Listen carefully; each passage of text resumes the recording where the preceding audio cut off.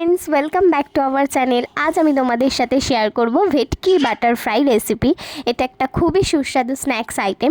এই ভেটকির butter fry কিন্তু আমরা খুব সহজ পদ্ধতিতে বাড়িতেও বানিয়ে ফেলতে পারি। তো চলো আজ তোমাদের সাথে আমি এই ভেটকির বাটার ফ্রাই রেসিপিটাই শেয়ার করব।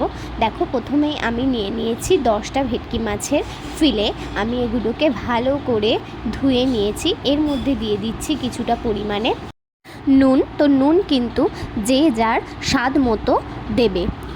দেখো, এর সাথে অ্যাড করে দিচ্ছি 1 চামচ তোমার গোলমরিচের গুঁড়ো।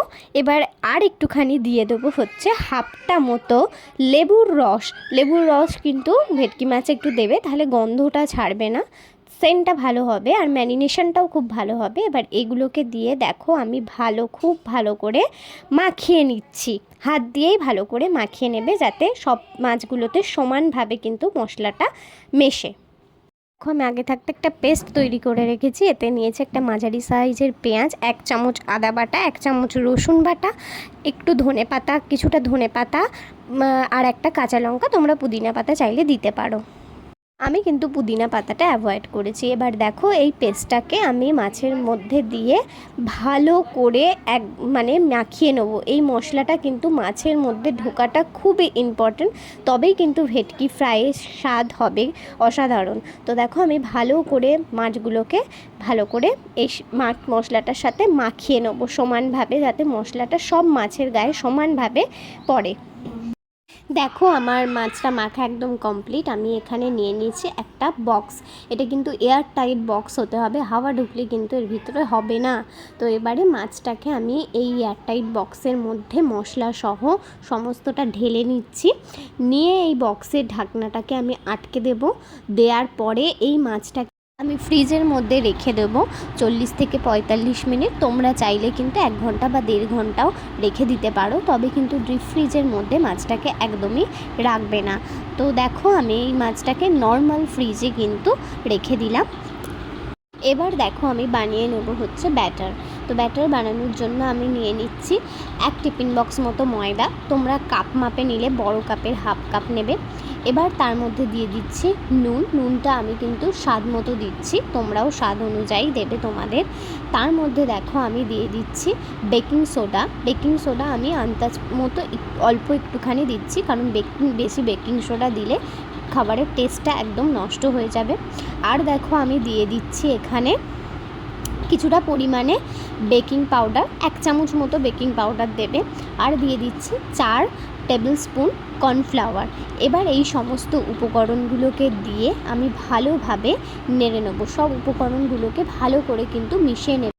এবার দেখো, আমি এই মধ্যে অ্যাড করছি 1 চামচ গোলমরিচের গুঁড়ো। আর দেখো, তার সাথে আমি নিয়ে নিচ্ছি 2টো ডিম।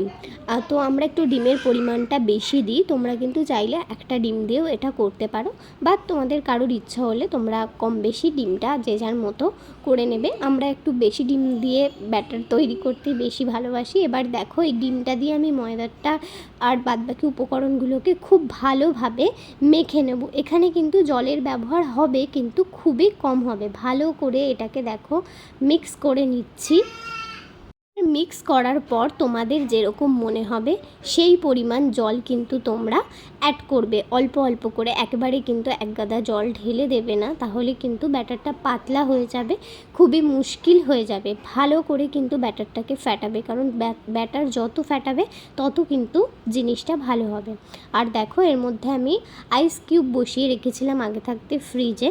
তো এর মধ্যে 4 টুকরো মতো আইস কিউব আমি দিয়ে দেবো। এই জন্যই তোমাদেরকে বললাম যে জলটা কিন্তু কম দেবে একদম, কারণ এই আইস কিউবটা গলেও জলটা আসবে। এই আইস কিউবটা দেওয়ার কারণ এই হচ্ছে বাটার ফ্রাইটা খুব ক্রিস্পি হবে এই আইস কিউবের কারণে। তো এইটাকে, এই আইস কিউবটা দিয়ে আমি ভালো করে দেখো মিক্স করে নিচ্ছি। আর একটা জিনিস আমি তোমাদের দেখাতে ভুলে গেছি, সেটা হচ্ছে আমি এর মধ্যে অ্যাড করেছি 2 চামচ মেল্টেড বাটার, মানে মাখন গলিয়ে নিয়েছি। দেখো, এবার এটাকে আমি চাপা দিয়ে দেবো আধ ঘন্টা মতো। এবার দেখো আধ ঘন্টা পর আমি চাপা খুলে দেখছি আমার ব্যাটার কিন্তু একদম রেডি, থিকনেসটাও ঠিক আছে আর আইস কিউবগুলো খুব ভালোভাবে গলে গেছে। এদিকে দেখো আমি ফ্রিজ থেকে মাছগুলোকেও কিন্তু বের করে নিয়েছি 1 ঘন্টা হয়ে যাওয়ার পর। এবারে মাছের গায়ে যে মশলাগুলো আছে সেগুলো কিন্তু আমি আস্তে আস্তে সব ফেলে দেবো, কারণ এই মশলাগুলো থাকলে ব্যাটারটা কিন্তু পাতলা হয়ে যাবে। এবার দেখো আমি কড়াইতে কিন্তু সাদা তেল গরম করতে দিয়ে দিয়েছি। তেলটা কিন্তু খুব ভালো করে গরম হতে হবে, কারণ বেশি গরম না হলে ফ্রাইগুলো কিন্তু তলায় লেগে ধরবে এবং ভেঙে যাওয়ার ভয় থাকবে। তো তেল গরম হোক। এদিকে দেখো আমি মাছের মশলাগুলোকে একদম ঝেড়ে ফেলে দিয়ে পরিষ্কার করে রেখে দিয়েছি। এবার আমি একটা একটা করে মাছের ফিলে ব্যাটারের মধ্যে ডোবাবো, ডুবিয়ে ভালো করে এপিট ওপিট করে কোট করব, করে তোমার তেলে ছাড়বো, ছেড়ে ভাজবো। আমি একটা করেই ব্যাটার কোট করে ভাজছি, তোমরা চাইলে কিন্তু 2-3টে একসাথেও করতে পারো, সেটাতে কোনো অসুবিধা নেই। দেখো আমার এই মাছটা কোট করা হয়ে গেছে, এবার আমি তেলে ছেড়ে দিলাম। এবার কিন্তু খুব ভালো করে, তো তোমরা গ্যাসের ফ্লেমটা লো করে নিয়ে কিন্তু অবশ্যই ভাজবে, বেশি হাই ফ্লেম করবে না। তো দেখো আমার ভেটকির ফ্রাই অলমোস্ট ডান। এবার আমি একটা প্লেটে এগুলো তুলে সার্ভ করে নেব গরম গরম সস এবং কাসুন্দির সাথে। তোমরা খেয়ে দেখবে, জাস্ট ফাটাফাটি লাগবে খেতে। তো আজকের রেসিপিটা এখানেই শেষ। তোমাদের যদি ভালো লাগে তোমরা কিন্তু অবশ্যই কমেন্ট করে জানিও, ভিডিওটাতে লাইক করো আর চ্যানেলটাকে সাবস্ক্রাইব করতে ভুলো না। টাটা।